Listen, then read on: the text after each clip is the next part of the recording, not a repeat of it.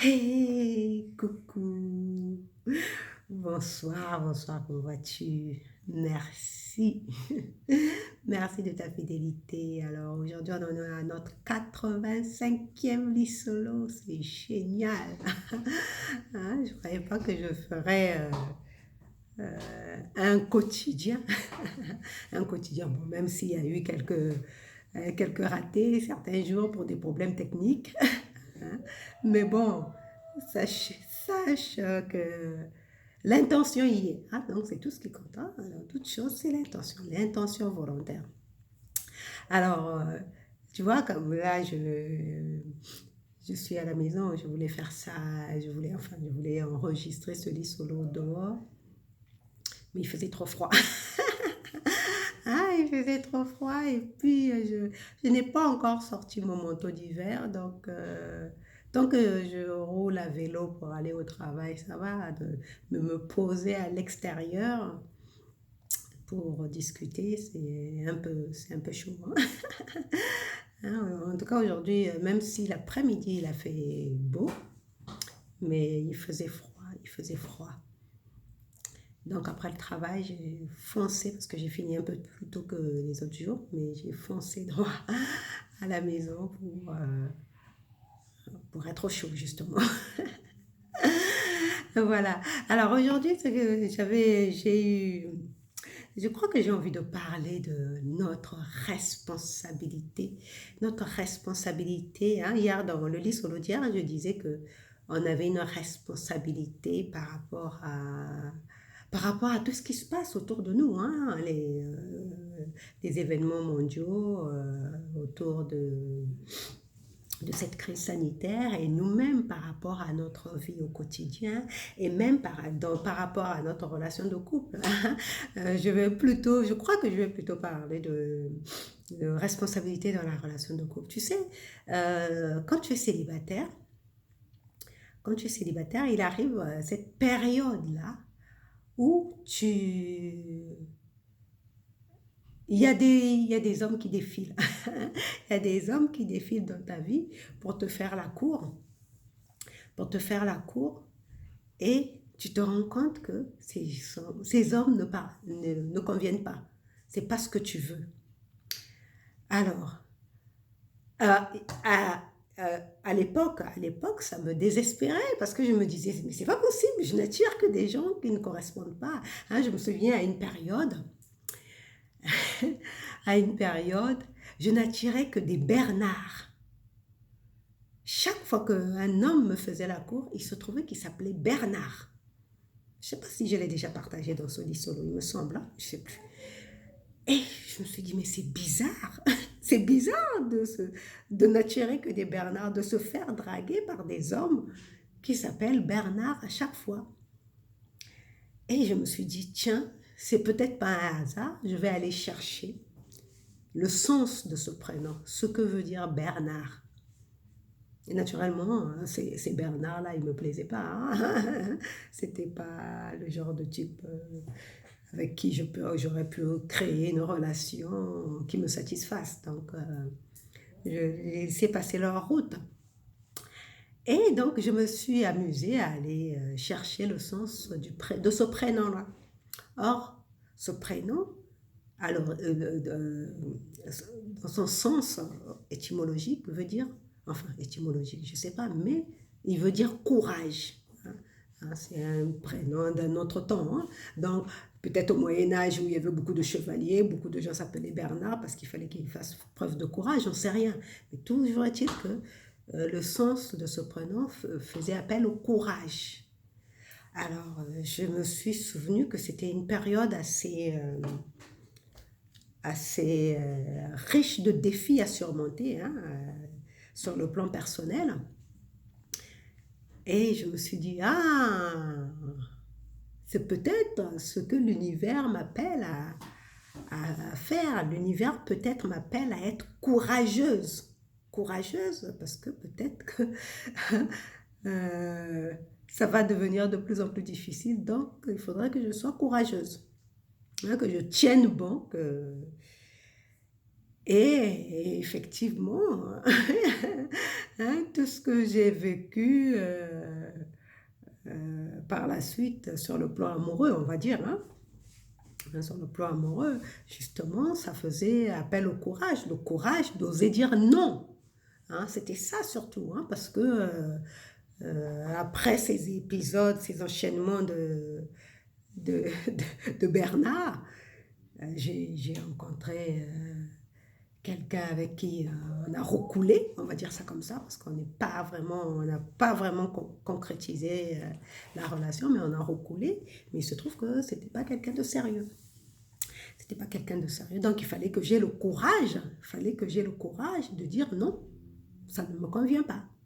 Hein, c'est pas parce que ça faisait. J'étais encore dans cet état d'esprit où, en voyant les années qui passent, hein, en voyant les années qui passent, il faut que je trouve un homme, il faut que je trouve quelqu'un avec qui. Donc, et quand j'ai rencontré, retrouvé, parce qu'en plus c'était un amour de jeunesse, donc quand j'ai retrouvé cette personne, je me trouvais, ça y est, super, génial.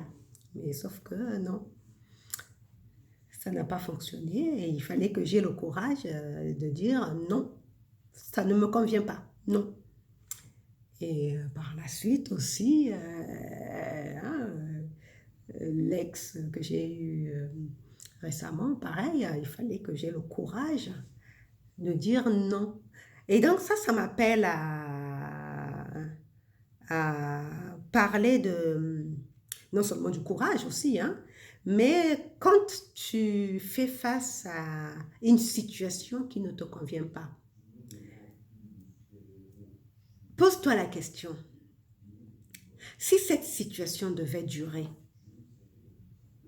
surtout dans la relation de couple, hein, surtout dans une relation de couple, tu es avec un partenaire, la relation est compliquée et difficile, mais tu n'as pas, du moins au moment où la situation se passe, tu n'as pas la possibilité de faire autrement que de vivre. J'ai pas envie de dire de subir, parce que subir, c'est être impuissant. Non, tu n'as pas d'autre alternative que voilà, de traverser cette épreuve. C'est comme si tu étais face à un, face à un chemin de feu et tu ne peux pas faire marche arrière parce que tu as des assaillants qui te poursuivent. Donc, soit tu traverses le chemin de feu, mais peut-être qui est peut-être court, mais soit tu le traverses, soit tu laisses les assaillants derrière toi te trucider.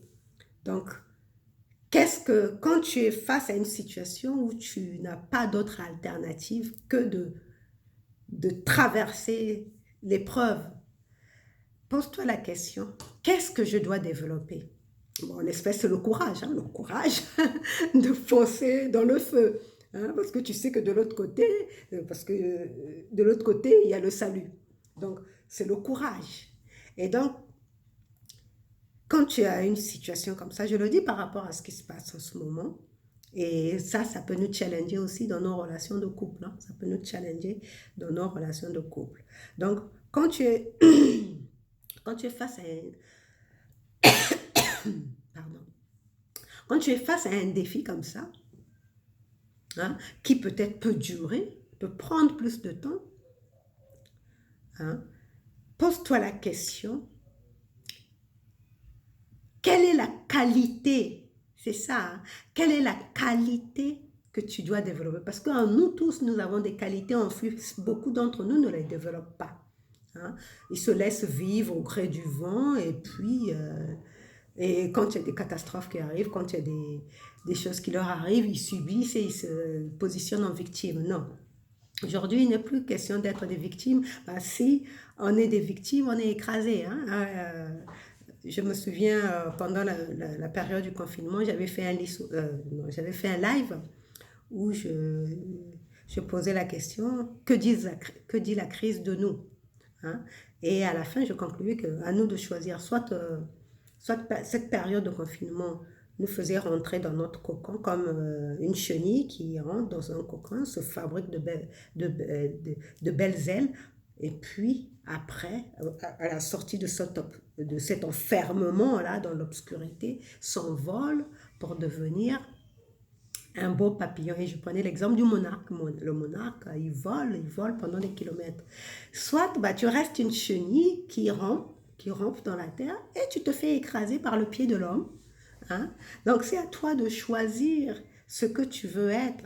Et ça fait appel non seulement au courage, mais aussi à la responsabilité. À la responsabilité. Donc c'est à toi de te poser la question si la situation que je vis, tu vois par exemple la chenille, elle voit que autour de lui il y a des hommes qui sont dangereux, qui peuvent l'écraser, qui peuvent faire qu'il meure, qui peuvent la tuer, pardon, la chenille. Hein? Donc qu'est-ce qu'elle fait? Elle se renferme, elle se protège, elle fait le dos rond et dans son obscurité là, bah, elle se fabrique des ailes. Parce qu'elle n'a pas d'autre alternative que de se protéger. De se protéger, sinon elle se fait écraser par, si elle continue de ramper comme ça, elle se fait écraser par les hommes. Donc, elle se renferme et dans cette obscurité-là, elle fabrique des ailes, de belles ailes et elle s'envole. Donc, toi aussi, tu veux te poser la question, face à l'adversité, face aux défis qui me sont présentés par la vie, parce que les autorités, les gouvernements avec les décisions qu'ils prennent, n'y sont pour rien. Hein. C'est la vie, c'est notre conscience collective qui nous pousse à choisir ce genre d'autorité, de dirigeants. Donc, face à cela, si ça devait durer, quelle est la qualité qu'on peut développer? Quelle est la qualité que tu peux développer quand tu es face à une difficulté qui dure dans le temps? Et en matière de couple aussi, c'est ça. Donc, en ce qui me concerne, par exemple, dans ma relation que j'ai eue avec la personne qui m'a emmenée à Toulouse, là, la relation a duré 2 ans, mais au bout même pas d'un mois, ou oui, d'un mois, ça commençait déjà à être compliqué. Mais moi, j'avais tout laissé, j'avais tout abandonné, hein, ma vie à Lyon, pour venir vivre avec lui. Et donc, je ne pouvais pas faire marche arrière. Alors, donc, en plus, j'étais avec mon enfant, qui était jeune. Donc, je ne pouvais pas faire marche arrière. Et donc, cette situation-là, il fallait que je fasse avec. Et ce qui m'a permis de tenir et que la relation puisse durer le temps que ça durait, 2 ans. Hein, pour moi, c'était déjà un grand défi, 2 ans. C'était de me dire, bon, étant donné que je suis là, qu'est-ce que je fais? Qu'est-ce que je fais? Qu'est-ce que je peux développer en moi qui fasse que cette situation me soit agréable? Hein? Et c'est comme ça, en voyant, en essayant de développer, de voir. En plus, moi, ça m'a permis de développer la qualité de la patience, de la persévérance. Parce que moi, avant, je n'avais pas du tout de patience. Hein. Quand ça n'allait pas, moi, j'étais une adepte du zapping, mais quand une relation ne fonctionnait pas, là, c'était oust, allez, au suivant, next. Hein, j'étais vraiment une adepte, je te zappe, mais correcte, purement et simplement. Mais là, j'étais dans une situation où je ne pouvais pas pratiquer le zapping. Je ne pouvais pas, j'allais aller où? Je ne travaillais pas, donc j'étais femme entretenue, j'étais femme au foyer. Et je connaissais personne dans la ville. Hein. Moi, je n'avais pas de famille ici à Toulouse. Je connaissais personne. Donc, je ne pouvais pas pratiquer le zapping. Donc, il me fallait traverser cette épreuve. Parce que moi, je l'ai vécu comme ça. Hein. C'était comme une épreuve. Donc, il fallait que je la traverse avec courage. Donc, mais là, le courage, je l'avais déjà, hein, donc je n'avais pas besoin de développer le courage. Donc, ce n'était pas la qualité que je devais développer. D'ailleurs, le courage, c'était plutôt de tout quitter, de venir vivre avec lui. Ah, donc j'ai toujours été courageuse. C'est une qualité que j'ai depuis longtemps. J'ai toujours été courageuse. Mais dans cette situation-là, ce que je devais développer comme qualité, c'était la patience. C'était la persévérance. Parce qu'en persévérant et en étant patiente, en pratiquant la patience et aussi la douceur, parce que comme je dis toujours, moi je dois canaliser mon yang, parce que chez moi le yang, il est il est très développé. Mais bon, je crois que ces derniers temps, il y a quand même un équilibre. Je sens que j'ai équilibré mon féminin sacré et mon masculin sacré. J'ai développé, enfin, je crois, hein, j'ai équilibré ces deux énergies en moi parce que le yang, c'est celui qui va en guerre, hein, c'est celui qui démarre. Ça, c'est le yang, ça, c'est l'énergie masculine qui démarre au quart de tour. Mais j'ai remarqué que ces derniers temps, je savais contenir mes émotions, canaliser mon énergie pour ne pas réagir. Hein, parce que le yang, il pousse à la réaction. Pour ne pas réagir, être calme, essayer de comprendre la dynamique des événements. Et donc, c'est ce que j'ai appris, moi. C'est la qualité que j'ai développée dans cette relation-là. Et même dans la dernière relation que j'ai eue, parce que je sais que mon ex me disait, Sylvie, sois un peu plus douce. Hein, parce qu'il trouvait que j'étais un peu trop autoritaire. Il me le disait, sois un peu plus douce. Hein. Donc, tu vois, quand tu es dans une situation qui doit durer, donc moi, la relation de couple que j'avais, hein, où j'étais femme au foyer, là, j'ai dû, pendant cette période où j'étais dans ce couple conflictuel, développer où je n'avais pas d'autre alternative que d'attendre le moment opportun pour partir. Hein. Donc, en attendant, il fallait que la vie au quotidien soit agréable. Il fallait que la vie soit agréable, il fallait qu'il y ait moins de tension, il fallait que l'ambiance soit saine. Donc, c'était moi, ce que j'étais en train de développer dans cette relation, c'était la patience, la persévérance, parce que même si je me suis rendu compte qu'avec cette personne était totalement différente de moi, que ses valeurs ne concordaient pas avec les miennes, mais j'avais quand même le désir que la relation fonctionne. Tu vois, j'avais quand même ce désir que la relation fonctionne. Et donc, j'ai voulu développer cette faculté de la persévérance, persévérer, de voir si la personne en face de moi devait prendre conscience qu'il fallait qu'elle évolue. Parce que moi, dans cette relation, j'étais en train d'évoluer. J'avais déjà commencé ma démarche d'évolution, d'éveil.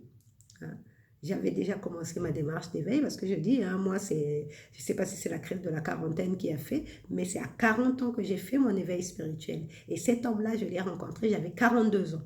Donc, j'étais déjà dans mon processus d'éveil spirituel et ça allait continuer. Donc, moi, je sentais bien qu'il y avait une différence vibratoire entre nous. Hein. On n'était pas sur la même fréquence, mais j'avais le désir de le tirer vers le haut. Parce que sans prétention aucune, je sentais que j'étais dans un niveau vibratoire beaucoup plus élevé que lui. Donc j'avais le désir de le tirer vers le haut, donc le désir de voir fonctionner la relation. Donc il me fallait développer cette faculté, la qualité de la patience et de la persévérance. Et aussi, certainement, de la douceur. Comme je dis toujours, nos partenaires de vie, ou bien quelles que soient les personnes qu'on rencontre, sont nos miroirs. Ils nous montrent ce que en nous ne voulons pas voir. Alors cet homme, il était autoritaire. Il était très autoritaire. Et quand je me réfère à ma toute dernière relation où mon partenaire me disait « Sylvie, sois plus douce », ça veut dire que cet homme que j'ai quitté, qui l'a précédé, était le reflet de ce que je ne voyais pas. Je critiquais le fait qu'il était dur, autoritaire. En fait, c'est moi qui ne le voyais pas en moi. Je ne me rendais pas compte que j'avais tendance à être autoritaire avec les hommes de ma vie. Hein, ce côté yang là, hein, ce côté yang. Et donc, le dernier partenaire, bon, je ne veux pas parler de lui parce que la qualité de persévérance, de patience, je ne pense pas que c'est avec lui que je l'ai développé, c'est plutôt avec l'autre. Donc, j'ai dû, pendant ces 2 années de travail, de conscience, de travail de conscience à développer, ces deux qualités, même ces 3 qualités, c'est-à-dire la persévérance, la, la douceur et la patience. Quoique la patience et la persévérance, sont un peu synonymes, hein, mais dans la patience, je pense que il y a, la notion où on est calme. Hein. Quand j'entends le mot patience, j'irai vérifier le sens étymologique, mais où on est beaucoup plus détendu, on attend tranquillement que les choses arrivent, les choses changent, les choses évoluent. Alors que dans la persévérance, ce que je perçois, il y a de l'action. Tu fais quelque chose avec, avec des attentes, voilà, avec des attentes, mais dans l'action. Donc, c'est un peu comme ça que je perçois. Et moi, c'est comme ça que j'ai vécu. Il fallait que je développe, que je comprenne que c'était dans mon intérêt d'être beaucoup plus douce, d'être beaucoup plus calme, d'être beaucoup plus patiente, et de persévérer, euh, de voir si la relation allait fonctionner. Bon, sauf que ça n'a pas fonctionné, hein. Chacun est comme il est, hein. Chacun a son niveau de conscience, a son chemin. Donc, moi, ayant évolué, hein, comme je disais dans un autre lit solo, on s'est séparés comme l'eau et l'huile. Hein. L'eau et l'huile, à un moment donné, il faut que ça se sépare. Hein. Quand l'un évolue, l'autre reste en bas, bah, on se sépare. Donc, on s'est séparés. Et c'est ça, c'est la chose qu'on veut, c'est ce qu'on veut comprendre dans des situations qu'on peut appeler de crise, oui, dans des situations de crise. Hein. Quand on traverse des situations de crise et qui durent un peu, qui prennent un certain laps de temps pour se terminer, pour passer, bah, c'est à nous de nous positionner pour chercher quelle est la qualité qu'on doit développer, quelle est la qualité qu'on doit développer pendant cette période de crise. Et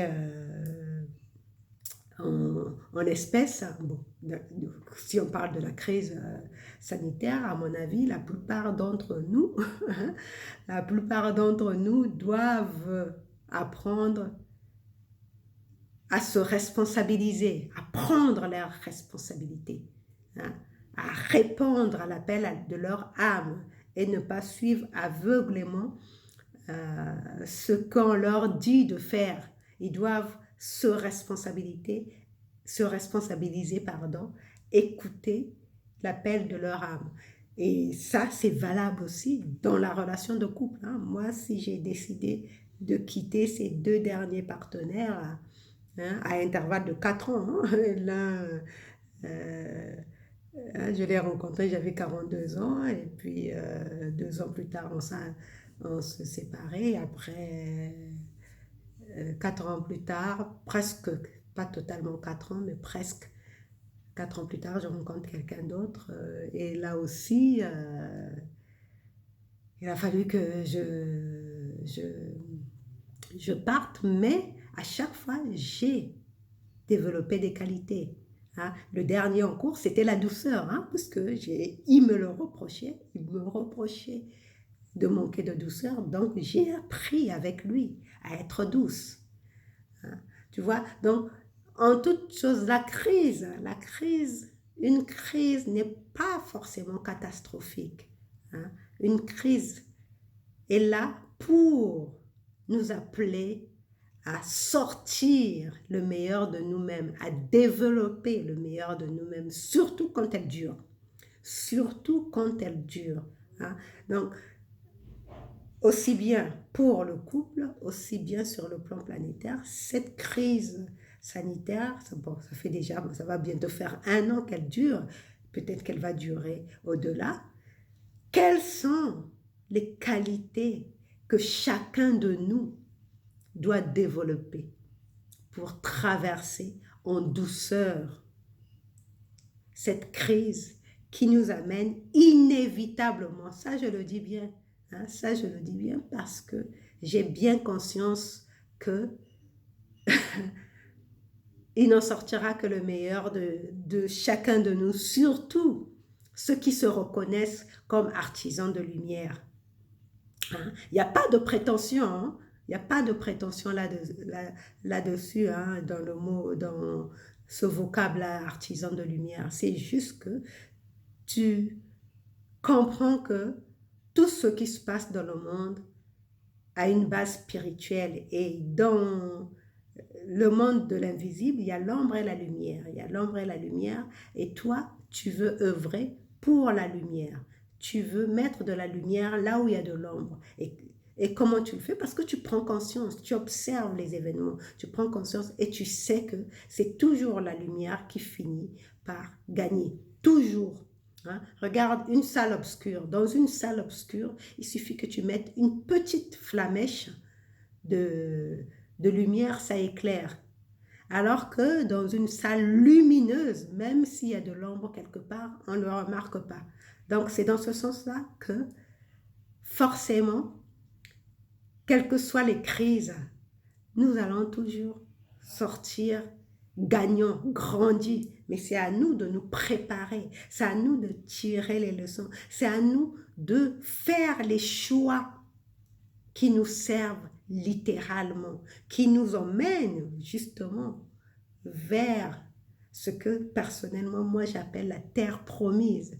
Parce que je le sens, c'est comme ça que je le sens, c'est comme ça que je le vibre, lapsus révélateur, je parle souvent des vibrations, c'est comme ça que je le vis.